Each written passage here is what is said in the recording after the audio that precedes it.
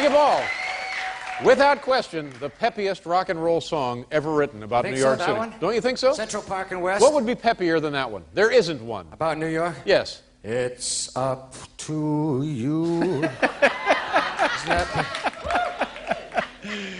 That ain't a peppy song! All right, I'm just kidding.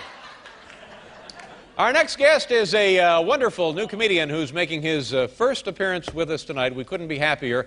He can be seen regularly at New York's Boston Comedy Club, right here in town. Ladies and gentlemen, please give a nice warm welcome to Dave Chappelle. Dave, come on out.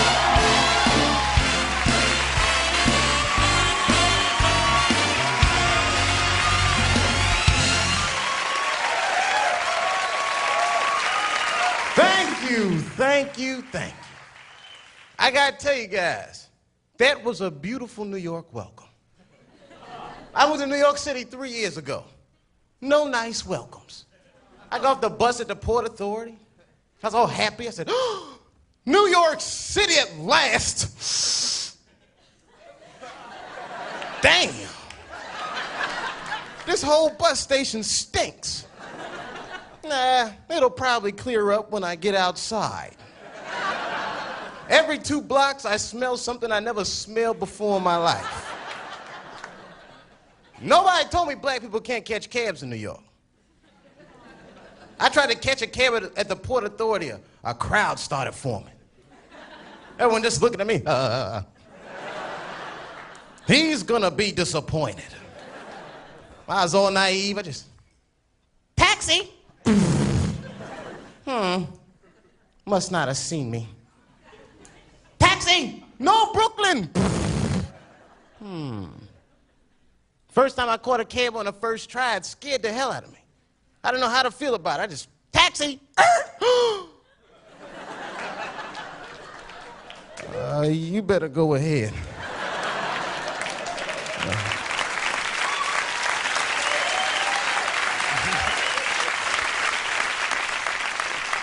I mean, I'm not trying to say that being black is all bad. We got our perks. Like, you guys take terrorism, for example. That's pretty good. A terrorist has never taken a black hostage in the history of the world. You will never see a black guy on the news reading one of those letters. They is treating us good. Never. True. You know why they don't take black hostages? Why? Because we're bad bargaining chips. They would call up the White House, hello, we have got 5 black people, and we will, hello? Now, don't tense up on me. I don't want you guys to think I'm like an angry black guy. I am an angry black guy, but you know what I mean? I have a right to be an angry black guy, though. It's different for me. See, I don't know if you guys believe in reincarnation or not, but I have been black 4 lives in a row. I need a break. You know what I mean? When I was younger, I was real angry. Like, you wouldn't know looking at me, you'd say, what a nice-looking guy. Well, I got suspended from junior high school 23 times during February. I was rotten. One time I got hold of all my teachers' home phone numbers. Now, I feel bad about it now, but at the time it was hilarious. I started calling in death threats. I called my English teacher, Mr. Johnson. He was all nice. He just, hello? Is this Mr. Johnson? Yes it is, and who might this be? You're a dead man. Who is this? Don't worry about that, punk. You're gonna die. Unless you change David Chappelle's grades. Click.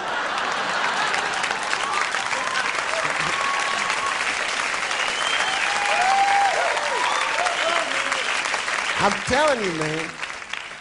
You get older, though, you start seeing things for what they are. See, I'm not angry anymore. I think it's more a paranoia. I'm what they call a racially paranoid person. You know what I mean?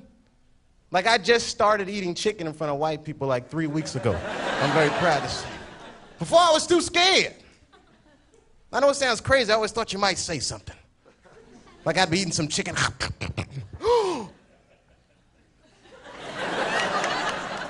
Look at him. He loves it. Just like it said in the encyclopedia. They love chicken.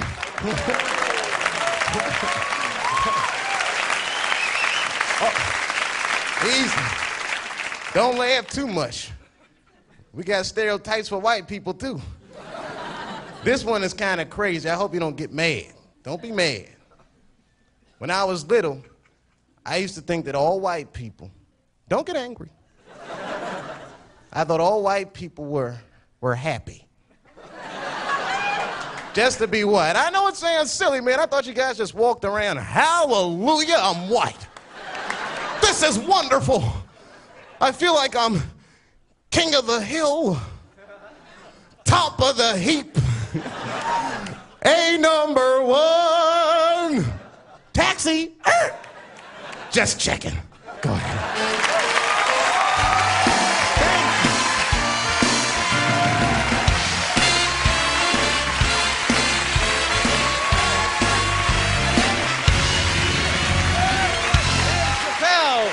Ladies and gentlemen, have a seat, Dave. Here, let me. You didn't bring your own in, did you? Oh, no, but I was thinking about taking that one. All right, no. Everything's inventoried. I'm going to collect this. Nice job, Dave. Thank you very much. How old a guy are you? I'm 20. I'll be 21 a week from today. Man, pretty good. Pretty good. Pretty damn good. I feel good about it. You're doing well for yourself, then. Yeah, well, you know, things are really picking up. I'm a long way from where I started, which is always a good thing. Yeah. You were just overseas. You were in England, London. Is that where you were? Yes, man. Man, I'm going to tell you something. I went to England. I found out it was a fact that the police really don't carry guns. That's right. Which I thought was like a myth, man. People still listen to them. It's true, man. You know what they got? They got these whistles. It's like the most amazing thing. I saw a guy running from the cops, like 15 cops chasing him. I think he stole a pencil or something. Now, this guy is running. I mean, he is really, I thought he was going to get away. All of a sudden, he just... Oh, man, it's like... Dave, good to have you here. Happy birthday, sir. Come back and see us. Dave Chappelle, ladies and gentlemen. We'll be right back to Dachshund Races.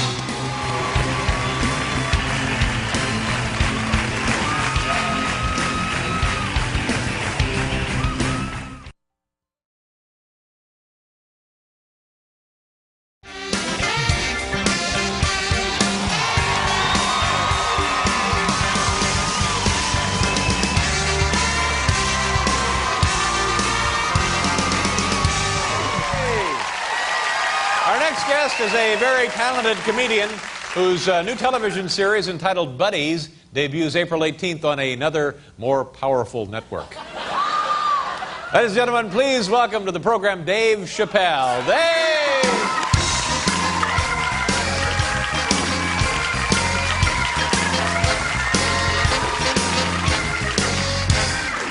Hey, everybody! All right. Good to be here, folks. Very good to be here, as a matter of fact. I just got off the road. I was in Jackson, Mississippi. I don't know if any of you guys have ever been to the Deep South before. It was very nice, but I kind of felt like I was in a big-ass Denny's. I mean, come on, man. I had fun, man. I was a little apprehensive about going. You know, I get like 5 miles across the Mississippi border. I'm driving down the highway, and I see some black dudes running up the shoulder of the road. I said, huh? Hey, buddy. Hey. You okay? Did your car break down? You need a lift or something? And I'll never forget it. This guy looked me right in my eyes. He said, shh. We escaping. I said, you didn't get the memo? We've been free for some time now, sir. Thank you. Now, I'm kidding, Mississippi, because you know they just ratified the 13th Amendment. Did you know that? Or the 14th, whichever one makes me free. They just passed it. You know, I pay close attention to all this little racial history. There's stuff in New York you guys should see while you're here. Like in Washington Square Park, this is interesting. They have these two big trees where they used to hang criminals back in the old days. But they would actually hang white people and black people on different trees. Like that's gonna hurt our feelings, you know. Like you're gonna see a bunch of black people marching. We wanna be hung on the same tree that yo.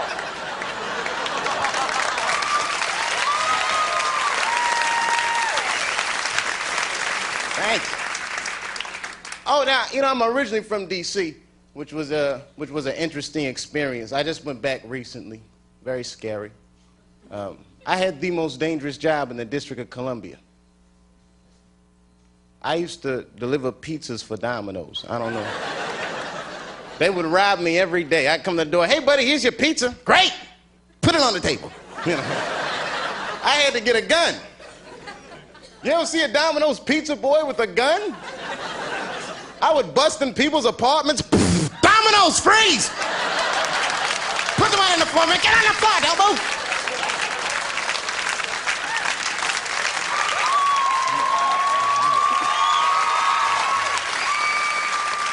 Scary stuff, man. I mean, that was a kind of city, Washington, where you almost wish superheroes existed. I'm saying that normally I don't like superheroes. I think they're bad role models for children, if you look at them.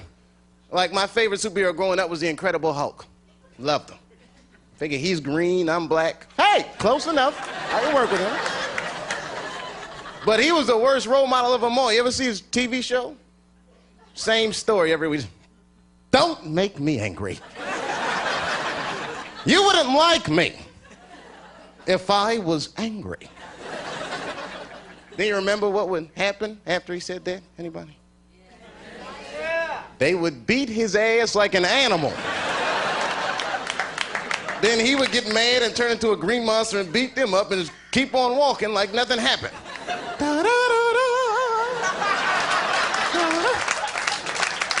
Every week. I mean, really now, I was watching this thinking, what kind of role model will fight that much? After 5 episodes, I was like, hey, buddy, maybe it's you. Maybe you just can't get along with people too well. Nobody gets their ass kicked every week for nothing. That's all I'm saying. And superheroes are prejudiced. I don't care what anybody says they are. They only fight crime for the very rich. You will never see Batman in the projects wasting his time. I'm gonna tell you that right now. I could see him there just, Robin. Yes, Batman. Didn't we park the car right here, man?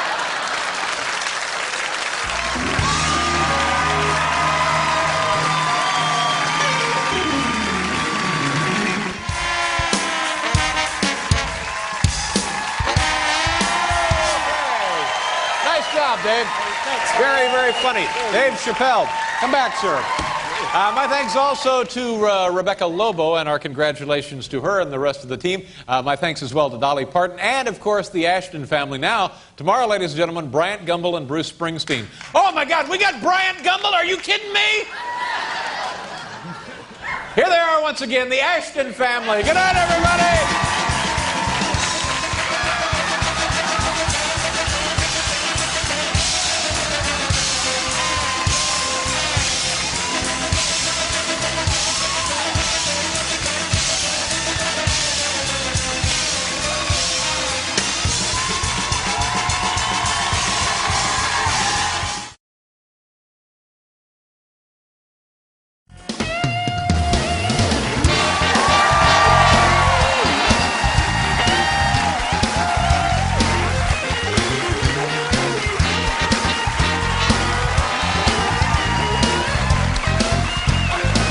Our next guest is one of our favorite comedians, and he has his own brand new television program entitled Buddies, which will be on the air for the first time next week, right after Home Improvement.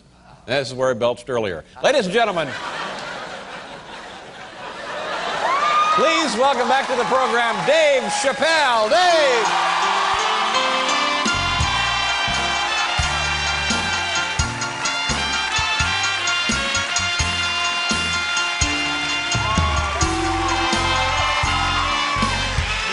You look good. You're looking good. You must be very excited. The program has never been on the air. Debuting it next week. Is that right? That is correct. Man, you're in good shape right after Home Improvement. It's a huge, huge hit. You must be very excited. Yes, man. You know what it is, Dave. When I was growing up, I didn't see too many, brothers on TV. Not too many black people on TV. Not too many. I mean, there was Isaac from Love Boat and a few others. Well, that was an excellent role model there. Yeah, man. And I'm telling you, I used to watch cruise ship bartender, yes, sir. Slick. Supposed to be that. Yeah, I used to watch the show Fantasy Island for like 9 years. So one brother on that, he was driving Mr. Rourke's car, Dave. You can think of a better fantasy than that, can't you, brother? You know. Stretch a little. Shoot for the stars, absolutely. Yes, man. You know, I guess I was raised to pay attention to that kind of thing. My mom, stickler for that. Yeah. She used to play these Malcolm X tapes at the house. Did any of your parents?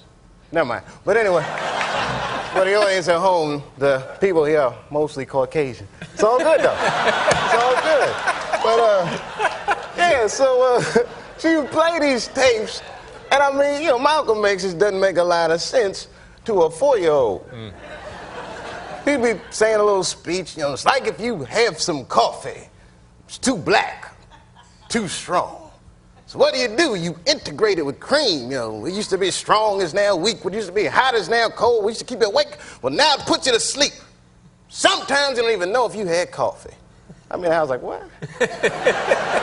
Well, sometimes I don't know if I have coffee. I see the white man is trying to trick me into drinking tea. Yeah. So now, you moved from where to California? Where are you from originally? Originally from D.C. From Washington, D.C. You move out there to California. How long ago did you move out? Oh, a few years ago, man, and it killed me. Really? Yeah, the first week I was there, they stole my car. It was a rental car. But it still hurts. Oh, sure, yeah. Yeah, I just put gas in it and everything, topped the tank off. You feel violated anyway. Yeah, it's the same thing. Yeah, but this is what makes it worse, is I called a rental car place and they send me a Lincoln Town car. Oh, that's a nice ride, huh? Well, that's what the guy told me. I was like, am I going to like it? He said, you are going to love this car. Yeah. Have you ever seen it? I've seen the Lincoln Town car, sure. It Nice like big sedan. Like a big pimp car. Yeah. Yeah. I mean, it was weird, man. I couldn't even control it. I felt like a pimp in this car. Yeah, if that makes any sense. I drove it down Sunset Boulevard, and all the hookers, snapped to attention.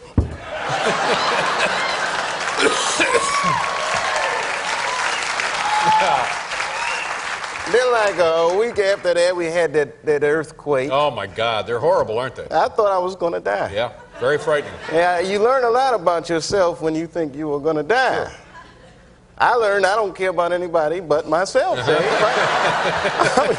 was running through the halls, pushing old people. Ain't your turn, lady! I gotta live. And it's all over and you feel bad. Yeah. Why do people even run during an earthquake? It's like, where the hell are you going? It's shaking everywhere. Yeah. Nothing you can do there. Yeah, but I mean, I'm getting used to it now. I'm making friends, so it's getting better. That's good. And your friends are they supportive of your success? Because you're like 22 years old, aren't you? Oh, yeah. I would think that maybe your friends could be a little bit envious of this. Not envious. You know what they do is they ask me for favors. I got to bail a friend out of jail. All right. 2 weeks ago. Oh. Yeah. For a black dude to voluntarily walk into a police precinct was unnerving. I kept feeling like I'd be like, hi, I'm here to bail out my friend. Well, since you're here, you do fit a description if you'll just... That's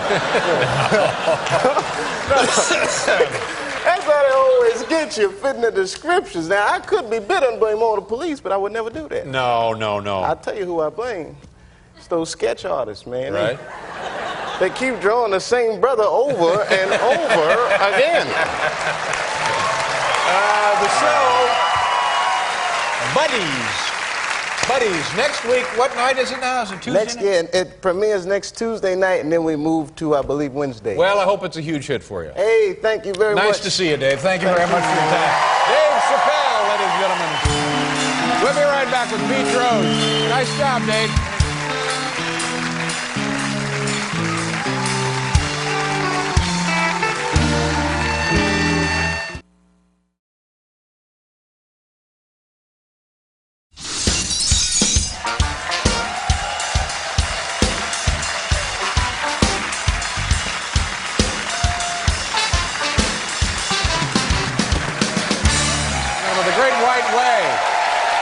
First really hot day Nothing like it. of the late spring and summer here in New York City. Right. That's Broadway, the Great White Way. know it.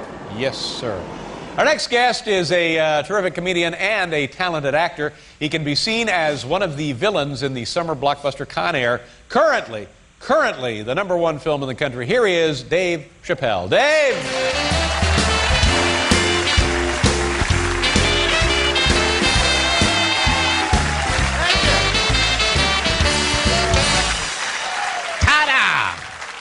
Hey everybody, hey guys, hey everybody. Boy, this is weird. I haven't done any stand-up on TV for a while. I hate doing stand-up. Don't take it the wrong way. I hate microphones. I hate holding them. I hate dealing with them. I hate talking in them. I worked at Burger King for 3 years, man. I didn't work the mic though. I worked the grill. It's just the guy that worked the mic used to drive me crazy. Every time someone orders something, hi, yeah, let me have a Whopper with cheese. Sure. Whopper with cheese? It's like, you son of a bitch, I'm right behind you. Just turn around and ask me for a Whopper with cheese. Yeah. It's weird being on TV. You know the funny thing about TV now? Now tell me if this is just me, or do you guys notice this? Is it me, or do commercials have nothing to do with the products nowadays? You know what I'm saying? Am I right? I'm serious. I don't even know what a commercial is about until they say at the end. Anyone seen a commercial with the lady with the black eye? She got a black eye and she's crying and she's like, I smoke crack and my husband beats me. Then a voice came on and said, got milk? I was like, what the hell does milk have to do with this?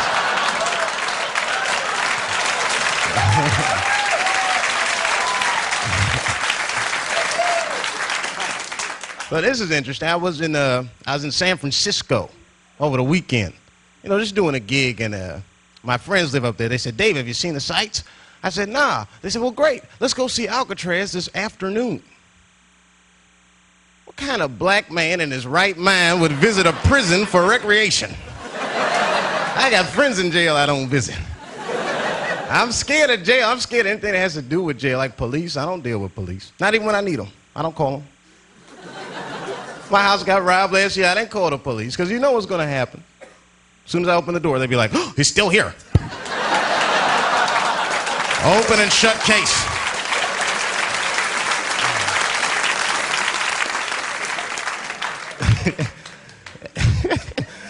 I mean, don't get me the wrong way, man. I mean, police are good people, man. I like everybody. I do, man. Some people say I do too much ethnic material. This is a true story, though. I was mugged by a white guy one time. I never saw it coming. You got the time? Huh? Listen. Give me your wallet! I gave my wallet. He said, who's gonna believe ya?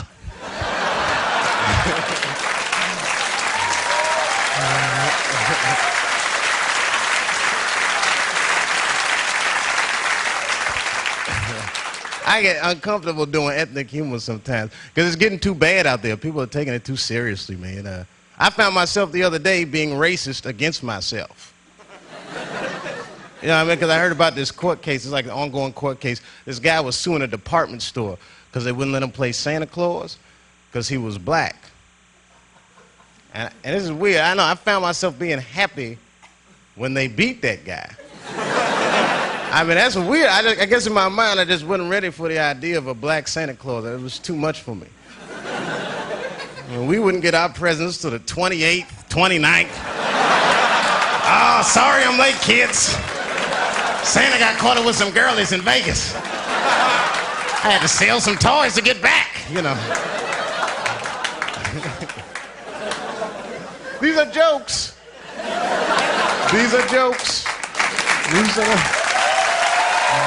Thank you.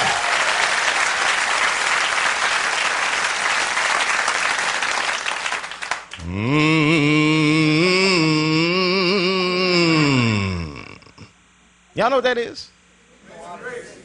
Wade in the water, that's right. That is a Negro spiritual. See, slaves were smart people, man. They wrote songs they could sing with their mouths closed. They knew it would drive their masters crazy.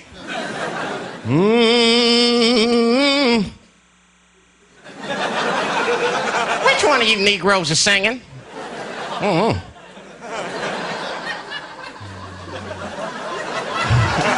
See, that's what. See, it's different.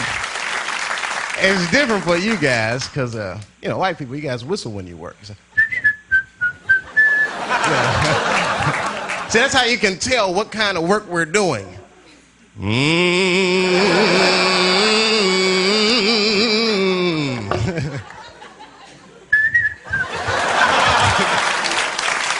Thank you very much, everybody.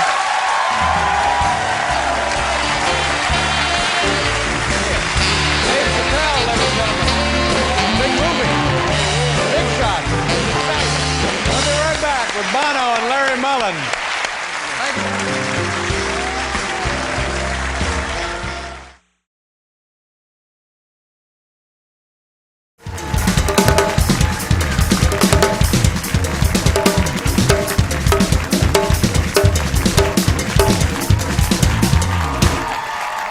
Our next guest, a very funny man who stars in his own HBO comedy Half Hour, as well as in the new film Half Baked. It opens on Friday. Here's the always enjoyable Dave Chappelle. Oh, Dave!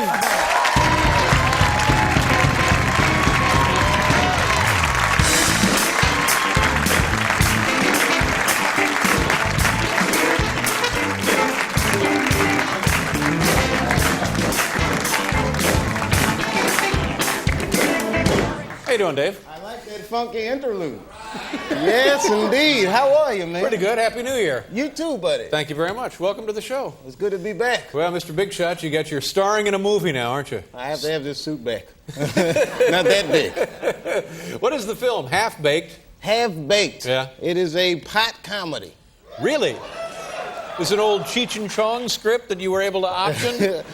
Well, not quite a Cheech and Chong flavor. Yeah. You know, I've never seen a Cheech and Chong movie, actually, but it's very weedy, if that's what you want to hear. You know, I can't really say what it's about. Yeah, Robert was out here and he was talking about his movies and what you can expect when you go to see one of his movies. When people go to see this, what can they expect to see here? It's more of an event than a movie. That's all I can tell you. The crowds go crazy. Feel like prizes and stuff? Oh, no, but people bring their own prizes and smoke them right in the theater. I'll tell you that right now. Wow. I've never seen anything like it. Your family must be excited about this. Have they seen the film? Well, they're going to see it tomorrow. Uh-huh. And, you know, it's kind of weird. I named one of the characters after my stepbrother. You know, it's kind Well, of... that's sort of nice, don't you think? Well, he's a weed head, though. I mean, it's like, I don't know how nice that is, but I did it. I just did it. But is there an anti-drug message in the film? Hold on, let me think about this for us. I'm not going to pull a Farrah Fawcett, dude. Yeah, hey, look at there. You got buildings. No, yeah, I guess in a roundabout way, yes. None of these characters are role models in Right. the sense. One works Well, at there you Burger go. King, one's a janitor. I mean, they're all the things your guidance counselor told you to be if you smoke pot all That's the time. right. So as long as you're not glorifying it and encouraging people, you're just sort of showing what can happen if you do indulge. You know, it's not an endorsement. Then I think you can have make a movie, make jokes about it. Then. Yeah, I'm not the devil. I'm a comic. You know, Absolutely. I'm just making, you know, it's fertile ground for comedy. Now, have you? It's none of my business, but have you yourself ever, you know, like, you know, smoked, you know? Yes, but only for medicinal purposes. I see. Well, that's different. And What was the problem? What was the ailment? What were you trying to overcome? You know, it's funny, Dave. I found myself too sharp and alert.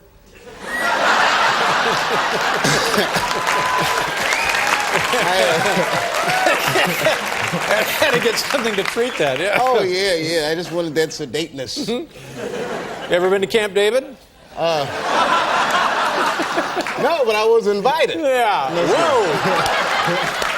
Pretty good. Pretty good deal. How's everything going? You get a new dog, huh? Yeah, Good for man. you. You know, I got lonely. I bought a dog. He's They're cute. great, aren't they? Yeah, you got a dog? Yeah, I've had dogs, yeah. Oh, you don't have one now? Well, passed on. I'm sorry I brought that up, That's Dave. all right. That's all right. He lived a long, rich, full life. He was 43 when he died. Yeah, my dog is like, he's a little dog. He's an apartment dog, like 20 pounds. Yeah. All white and fluffy, American Eskimo. And that's actually, I named him Whitey. Oh, sure. Yeah. It's bad because I piss my neighbors off. I train them in the lobby, so they always, you know, sit Whitey and roll over Whitey.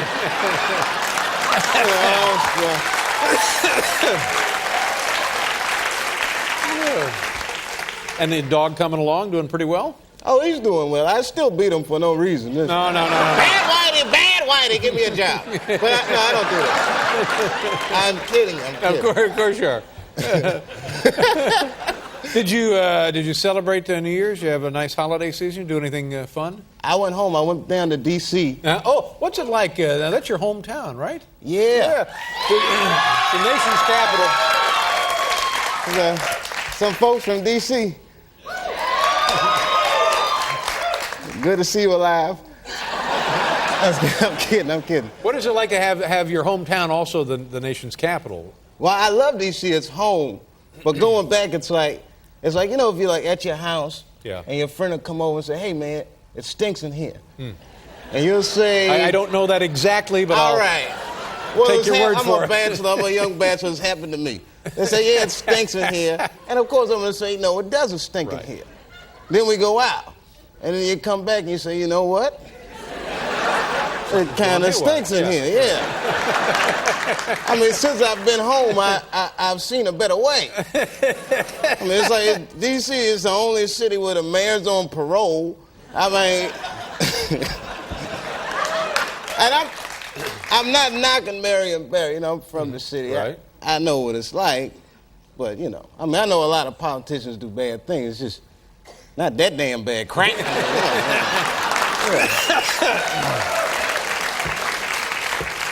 Dave, when does the film open? It comes out Friday the 16th. Go see it. It's a genuinely funny movie. There you go. And if you have kids, know what it's about. We can't really say what it's about in the commercials, but know it's about pot, so you know that you're a concerned Just be responsible parent. When you make the decision to take the kids. But go! There you go. Good to see you again, Dave. Thank you very much. Dave Chappelle. We'll be back. Stevie Nicks and Lindsey Buckingham. Nice job.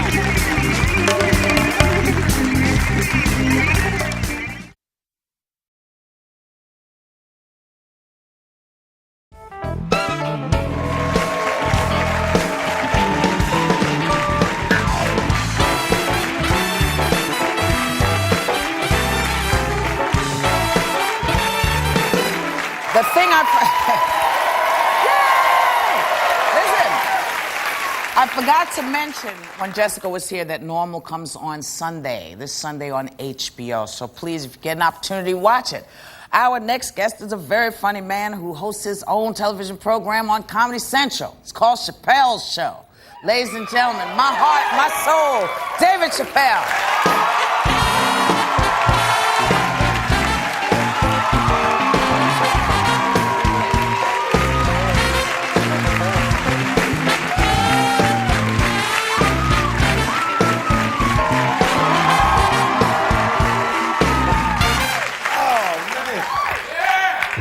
Boy. Hey, baby. Hey, it's good to see you. It's good to see you. See, we have to see each other in these kind of venues. I know we don't get to see each other now. I know, because you're busy. Yeah, you busy. No, you busy. You busy.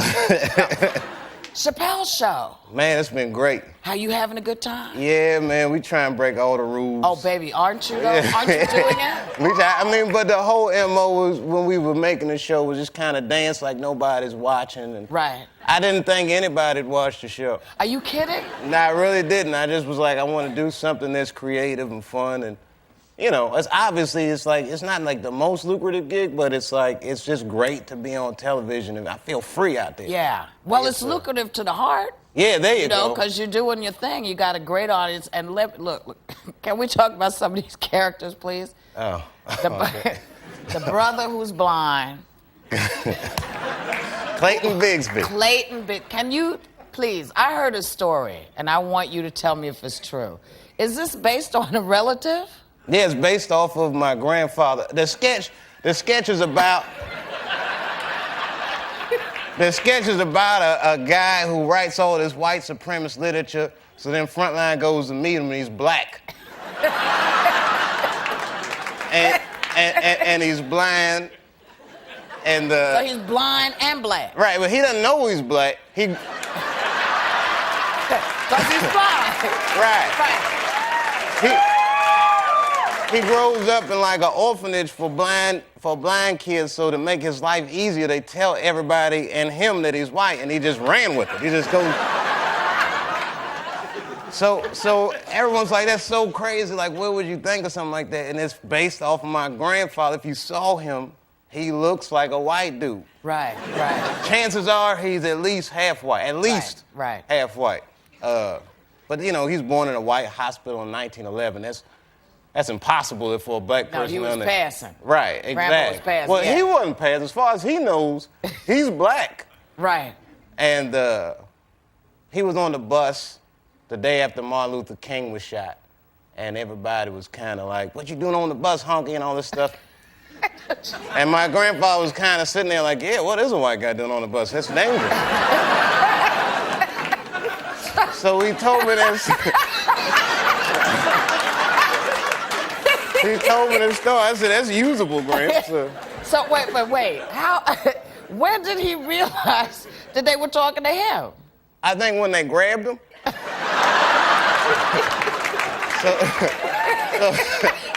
He had to convince them real fast that he was black. I don't know how he did it. Maybe he pulled his pants down. Ba-dum-bum. Oh. Well, I love that. You make me laugh, so, I got water coming out of my eyes now. But I just think that's one of the great sort of offside. Like, for me, you're like Richard. It's like seeing Richard the first time. Oh, man. Well, no, really, because, what he was doing when he did his television show, no one had touched before. And you're doing the same thing with the work that you're trying to do and the way that you're bringing humor to folks. It's like you and Jessica was talking earlier. This is a crazy time to have anything even mildly opinionated. Well, you got some opinions, don't you? Yeah, I gotta say, before I even get into Jessica was hot. She was hot. I don't know how to feel about that. I mean, I was sitting there watching her like, am I feeling what I'm feeling? Like, she's like white Tina Turner. She was just, her legs look good. Dude, what am I, cat food? No, come on, woman. You know how, Whoopi, you know how it is. Okay. Come on. Yeah, uh-huh. All right. I just want to make sure now, people always give me trouble. I just want to show I can turn a brother out, too. No, ain't no question. Shoot. Listen, what do you think about all this war stuff? What's your opinion? Well, it's funny you ask. Yeah, ain't it though? It's hard to form an opinion because I just don't understand what's going on. Mm-hmm. Like what? I don't understand what's happening. I mean, on the one hand, I'm sure Saddam is dangerous. They say he's dangerous. But then you're like, well, how long is the war going to take? Oh, we'll beat him in a week. Like, word? Like a week? So I don't know if he's like as dangerous. He got chicken pox bombs. I don't even know what that is. Making bombs out of diseases I had. You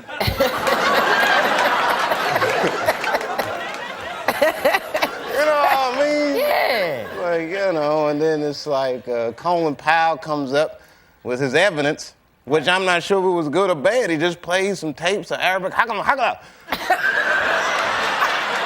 I can't make it any clearer than this. We've got to go.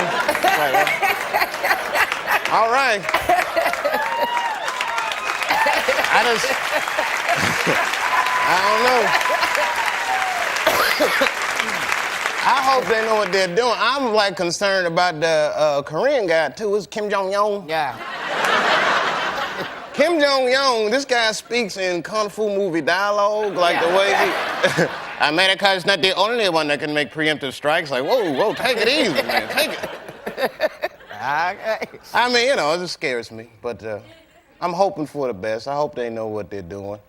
Then there's that whole, there was a new, who was the guy they arrested? Which one? The new guy. Oh, the one they found in the... With the guy who looked like he from The Sopranos? Yeah. Yeah. You know what I mean? They looked like they got him off the set of The Sopranos. Yeah, I was like, that ain't real. They showed his terrorist headshot, and I was like, you sure that's the same dude? Yeah. Like, but You think they go to the photographer to get the headshots? I don't know where they're getting all these pictures from. And the thing that shocked me the most is that Bin Laden is still alive. I was under the impression he was dead. Granted, he done dropped him with tapes from Jay-Z last year. But I thought he was dead. Like, you know, they could have like some kind of rich little in Afghanistan, like Bernie does a good Bin Laden. Just have him do an impression and make the tape, you know. But it turns out that he's alive, and I've been watching all these tapes of Bin Laden. It's like, where do they get all these tapes from? Is it like a blockbuster in Kabul? Do they have like an Afghanistan's TRL? Like, coming in at number 3, Bin Laden shooting a machine gun on one knee.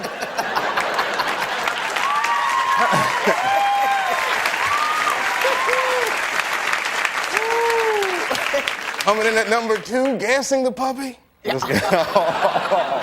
I know it was a bad tape. I'm just... So are you, along with doing your show, are you out on the road? Are you doing live performance? I stay on the road. I'll be in Chicago soon, and somewhere else I'm going. I'll be on the road till like May. But I'm like... But you're not sure where? Nah, you know, Chicago soon is... I know. You might want to give people a little more information. I mean, people in Chicago, just check your local comedy listings. I'll be the black one with the camera. And I don't know what else. I don't know where I'm just gonna get on the tour bus and just roll, man. I got plenty of jokes. I make jokes fresh daily. Oh yes? Oh yeah. Yes. So you like the Dunkin' Donuts, yeah, huh? Yeah. Time to make them donuts. Well, baby, I am glad to see you. The show is on Comedy Central. What days? Oh, Wednesday at 10:30. Yeah, got to push that. Wednesday. Look at the people and tell them. Everybody. Wednesday at 10:30. Chappelle Show.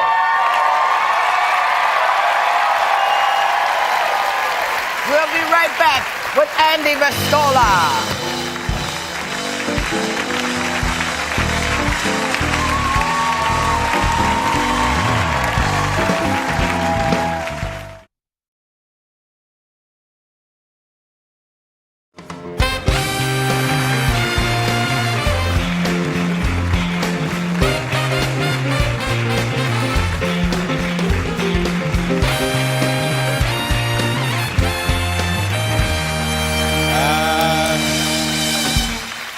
This is a very funny gentleman whose television program, Chappelle's Show, begins its second season January 21st on Comedy Central. Here he is, Dave Chappelle, everyone.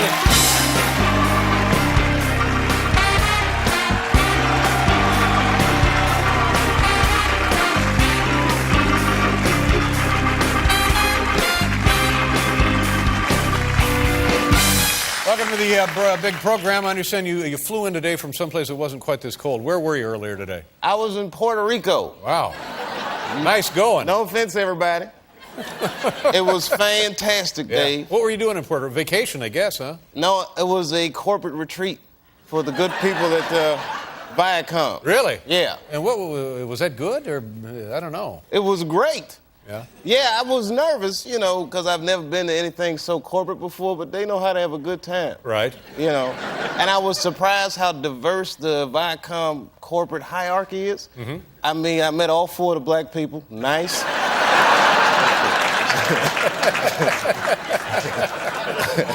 That was great, man. They were great people. Everybody, they're probably still down there. Have fun down there, guys. And you were down there entertaining? Is that what you were doing? Yeah, me and Missy Elliott were the entertainment. Wow, pretty good. It was fantastic, man. Now, when you're making your living as a comedian and having a show about current events and stuff, you have to keep up on what's going on. So you must have a pretty good knowledge of what the news is these days. You pay attention to the news all the time, huh? Well, you know, it's funny, Dave. In Puerto Rico, right, I started seeing, like, I was meeting a lot of people from overseas. Yeah. And these people, they're very edgy. They don't like Americans so much anymore, I'm starting to feel. They wouldn't say they don't like Americans, but they'll say things that would just mean, like, you know, statistically, Americans are the fattest people in the world. And then, first of all, they're talking to me, so it sounds crazy. That's right. And second of all, I said, we supposed to be fat. We're rich. That's how we roll. Yeah. It's like, if you notice, when we bombed Afghanistan, we dropped food on them first, just so they know the fat people are coming, man. Don't mess with us. We got food to drop. How we roll. Yeah, that's the way that worked, I guess. Yeah, and then I went on this is weird, I went on a vacation with a white friend of mine, Chip, and we went to Africa. Mm-hmm. Now, here's the irony of that. My white friend loved Africa. I had a terrible time. Is that right? Yeah, but my whole thing was like, it was just too much crime and poverty and disease. I could go home to D.C. if I want to see that. But Chip was just like stepping over people. Excuse me, you with the sores on you, I'm trying to find my resort. And then he'd go up to dudes like, pardon me, you with your ribs poking out. Do you know which way Wendy's is? I'm starving. I'm completely famished. It's not,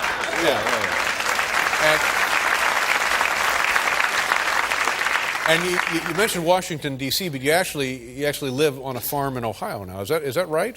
Yes. How did that happen? Are you originally from Ohio, or do you? It's a long story. My parents split up, and my dad lived in Ohio, and then I moved out there in my adult life, and I learned like how to milk a cow, which I had never done before.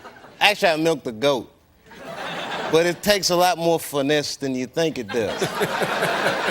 You know what you do is you squeeze the top, and then you take these 3 fingers and you just kind of milk it. Right. Your inclination would be to pull it. Yes. The adolescent in me just wants to.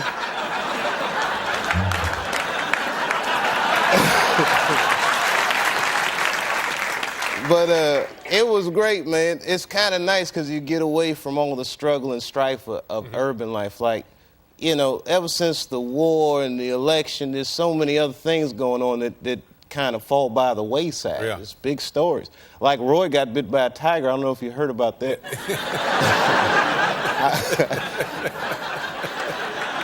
I know it's not a nice thing to bring up on a comedy show, you know. And what made me feel worse about him getting bit is that I didn't have tickets. Because, you know, I would have liked to have seen something like that. Well, it certainly was a surprise for the audience. Yeah, absolutely. Yeah. I'm looking for the tape. Like, I'm hoping that real TV shows, you know that show Real TV? Yeah. They'll show it, and then they'll put a voiceover underneath it to make it worse. Like, this guy thought he was going to beat a tiger on the head with the microphone. It looks like the tiger's in control of this show, Roy. You know. That was a big one. A lot of stuff happened. There was the blackouts. My God, wasn't that awful? It was really scary. Yeah. You know who actually enjoyed it, though? The homeless. I went outside, they're all like, well. It's not as easy as it looks, is it, Dave? That was a big deal. Yeah, it puts everything in perspective then, doesn't it? Yeah, it was crazy. Yeah. Now, do you when you're out there in the farm, do you miss the city? No. I I mean, you know, every once in a while you're gonna miss like that exciting city life, but I got digital cable, man, so I watch everything. If I want to see some crime and criminals, law and order, Oz, I can watch all these things and feel right at home. Sometimes I'll pee in the living room to get that New York smell going. I see. Well, that's certainly refreshing. And everybody's so much more conservative than me out there. I mean, from like, just personally and politically, like, you know, politically. I almost went to this war demonstration. I almost went. Until I saw what happened to them Dixie chicks. I said, forget that. If they do that to 3 white women, they're going to tear my black ass to pieces. Or just stay in the house and hope for the best. Well, now tell us about the second season of Chappelle Show. Tell us about the show, and then tell us about the second season. Well, It premieres January 21st, I know that. First of all, I got to say thanks to everybody who watched, because I'm amazed that I even get a second season. Well, that's good. Yeah, I'm very excited. But my show it's crazy, man. It's a sketch comedy show. We shoot all the pieces like remote pieces. We shoot them on location. So it's kind of like doing stand-up with visual aids. It's a real personal show. And at times, I guess we walk the line of edgy, which is not what I'm doing on purpose. It's just that, you know, I'm used to working nightclubs. If you do a nightclub act, you know, anywhere but a nightclub, it seems edgy. That's right. So the show is insane. Yeah. The show is insane. It's insane. It looks crazy.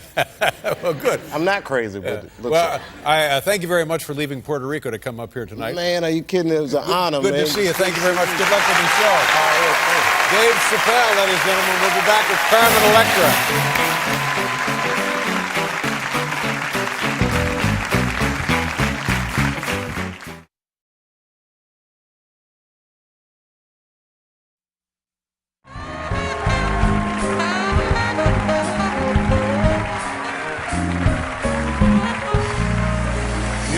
That was just beautiful. I'm told that's Alicia Keys. That is the Beautiful. Very nice. Felicia does a bang-up job. Very nice. That's Felicia Keys. Did we do this? We're not doing this? Did we do this? We're not doing it? We're not doing it? When are we doing it? Tomorrow? Yeah. Okay, we'll do it tomorrow. Well, you can come back tomorrow. Ladies and gentlemen, our first guest, a very funny man, and you can see him performing at Radio City Music Hall. That's a pretty good gig. That place will seat like 6,000 people. And it's not going to be one night, it's going to be multiple nights for this guy. It's sold out at Radio City Music Hall in like 10 minutes. 10 minutes, ladies and gentlemen. I'd like to see you do that. You can go over there and see him if you got tickets, June 18th through the 22nd and June 24th through the 26th. Oh my goodness, the guy's moving in. Please welcome back to the program Dave Chappelle, everybody.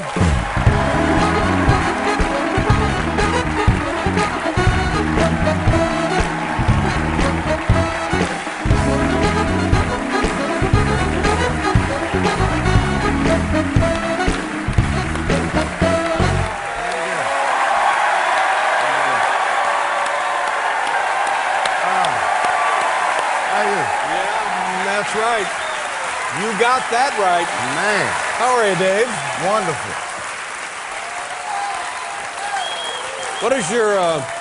What's your middle name? My middle name? I have several. Kari Weber. Kari Weber. Yeah, that's my middle name. I have 2 middle names. That's nice. I was hoping my middle name is Michael, and I thought, wow, this would be great if your middle name was Michael, or if my name was Dave Kari Weber Letterman. This is the weirdest start to an interview ever, by the way. And I never knew that your middle name was Michael. Yeah, well, there you go. How I about don't know how I'm going to use this information. Yeah. I'll think of something. Now, wait a minute. You came here with the expectation of leaving with useful information? That's your first mistake, my friend. You never know. You never know when it comes Now, let's to talk about this Radio City Music Hall gig. You've been there once before, maybe other times, but at least once before, right? Yeah. Well, when was that? When I was maybe 19, I opened for Aretha Franklin at Radio City. Wow. 19. Yeah.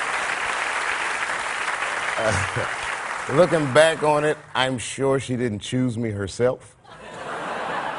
But it was great. It was great. I always want to go back as a headliner. So. Oh, my God. But 19, and like when I was 19, I had a paper route.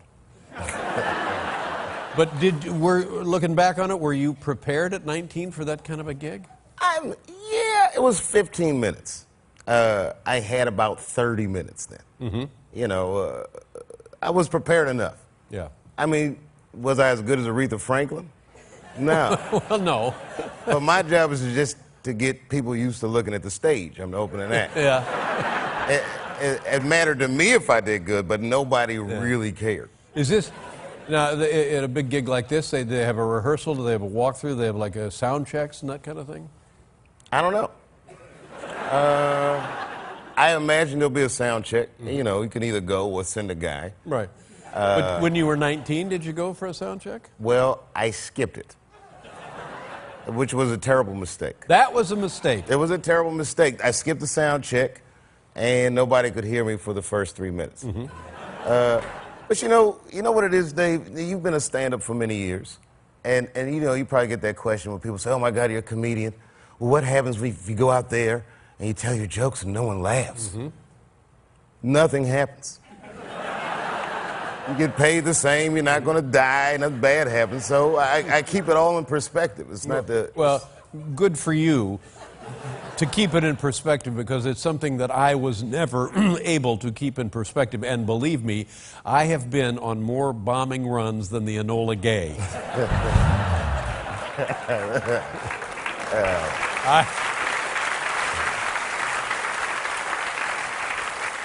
But I'm of the belief that the best comedians bomb hard. When they bomb hard. You take chances.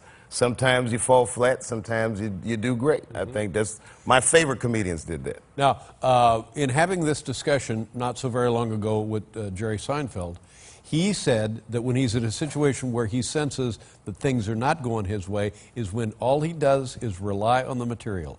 He doesn't worry about anything else. He just goes right on with his material, and sooner or later he will prevail. Do you have that experience? Not at all. No. No. We'll be right back with Dave Chappelle, ladies and gentlemen.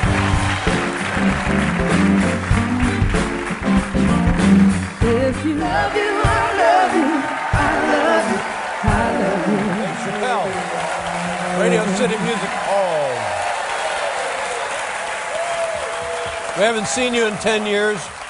And tell us what you've done. I believe this is correct. Since the last time I saw you, you now have 2 additional kids. Is that correct? Yeah, I'm a baby-making machine, Dave.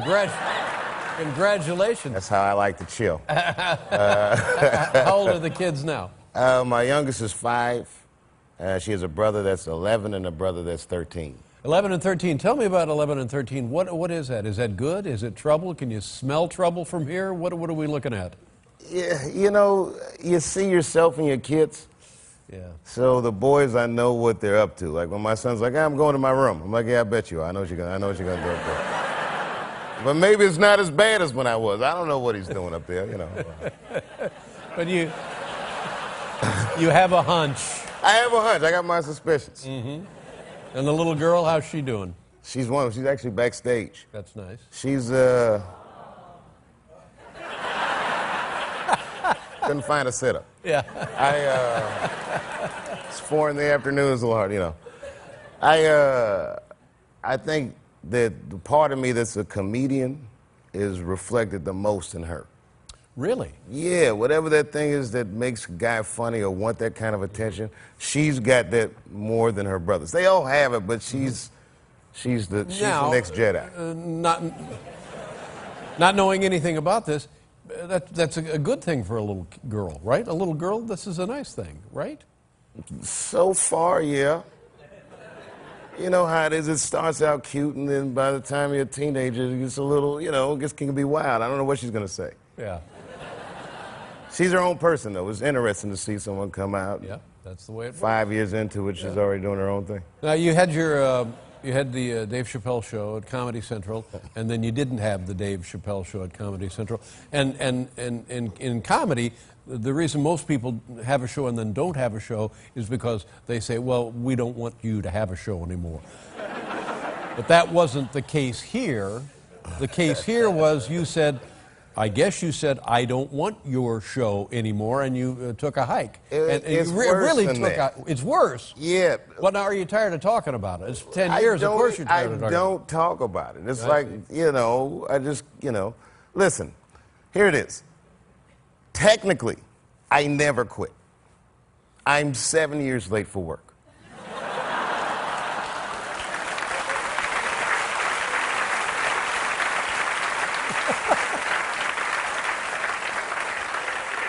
Boy, are you going to be in trouble when you go back. Well, you know, no, it's like getting divorced in the 50s. People didn't go to divorce court. They just look at their wife like, baby, I'm going to go get a pack of cigarettes. I'll be right back. And then they just leave with the clothes on their back and make a go of it. Yeah. There wasn't even internet back then. You could move 11 miles away and have a whole new life. 11 miles. Yeah, that's all it would take. I've never seen her again. Just stop going to the same places. Is this yours or mine? It's yours. Wouldn't that be weird if I drank your water? Not at all. But so there was a wild speculation, and is there anything that we don't know that we should know, or something we do know that we shouldn't know? Huh? Let's just say I'm you, and 10 years ago I don't one day go to work. And you just stopped coming I stopped coming to work, and that's what you did. Am I right about that? Yeah. Okay, and you went to South Africa. Am I right about that? Yeah. And you lived in South Africa for an extended period of time. Well, no. I was there for 2 weeks. I mean, you know what I mean? There's not too many good hiding places left in America. But there were, am I right about this? There was great mystery about this strategy on your part. Was there not? I don't know. Because when it was all over the media, I was gone. And then if you're the guy, nobody really says anything to you. Right. So I don't know if it was mysterious or not mysterious. It was like living in the corner of perception and reality. You know what I mean? And like, it's a weird place to be. When everyone thought Wesley Snipes was in jail, I saw him at a party. That's right.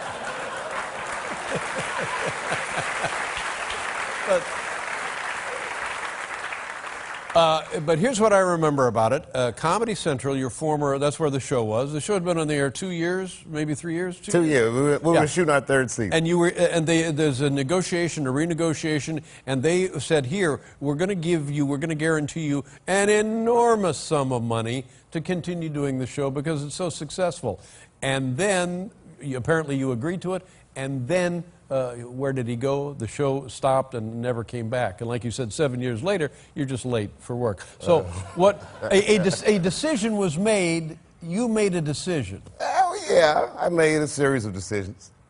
Do you regret saying, I don't want this enormous sum of money? Well, okay, look, Dave.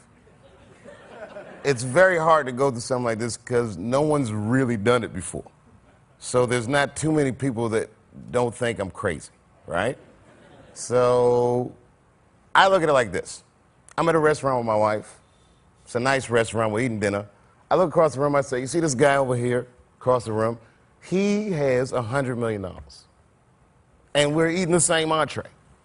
So, okay, fine. I don't have $50 million or whatever it was. But say I have $10 million in the bank. The difference in lifestyle is minuscule. The only difference between having $10 million and $50 million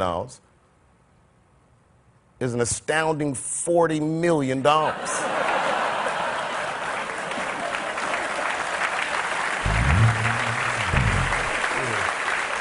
Of course, I would like to have that money. You're right. It's $40 million is the difference. Yeah, you know, because when you quit, like my friends will try and make me feel better, but no one's been through that, so they'll say not stupid stuff, it's nice, but they'll be like, well, you know what, Dave, at the end of the day, you still have your integrity. I'm like, yeah, it's great. I'll go home and make the kids some integrity sandwiches. It makes no sense at all.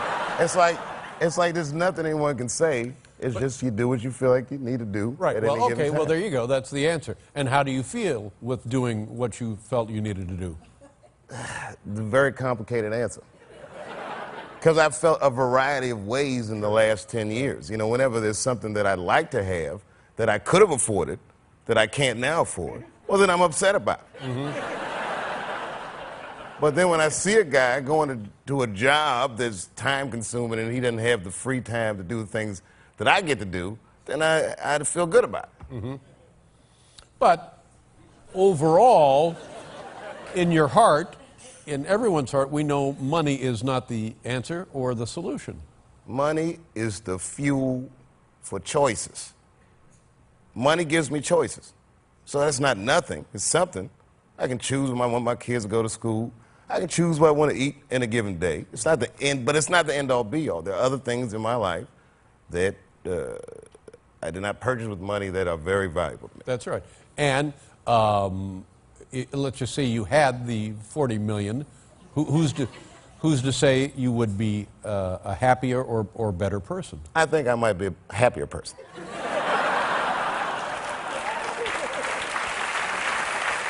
I don't know.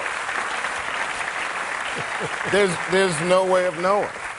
But you know, sometimes I listen to a Jay-Z record and it starts making me feel bad about some of the choices I make. Yeah. This guy's had more fun on 2 songs than I've had in the last 11 years. But who among us doesn't make choices we have regrets about? All of us do. All of us do, yeah. Now, tell me about the Radio City Hall gig. I was told that the demand was so great that more dates have been added in addition to the ones that I mentioned. Am I right about that? There's been one added for June 23rd now. That's actually going on sale at midnight. At midnight. And I held that show. It wasn't just about the man. There was an artist that I really wanted to work with. You know, I'm a big fan of the hip-hop music. It is the 20th anniversary of arguably one of the best hip-hop albums ever made. That album's Illmatic. That artist is Nas. So I am very lucky to be able to say that I'll be playing Monday the 23rd at Radio City Music Hall with Nas, 45-piece orchestra. Wow. It's going to be 45-piece orchestra in Radio City Music Hall. It's going to be beautiful. Okay, so we got June 18th through the 22nd. And now the other show goes on sale tonight. Well, that would be June 23rd. Then we have shows June 24th through the 26th. You're going to be a very busy man. I'm going to love every minute of it, man. And I really appreciate doing the show. Well, it's great to see you again. I'm happy to see you on television and off television. I feel the same about you. Much respect to you, David. Very kind of you. Thank you very much. Dave Chappelle, ladies and gentlemen. We'll be back with Laura Prepon, everybody.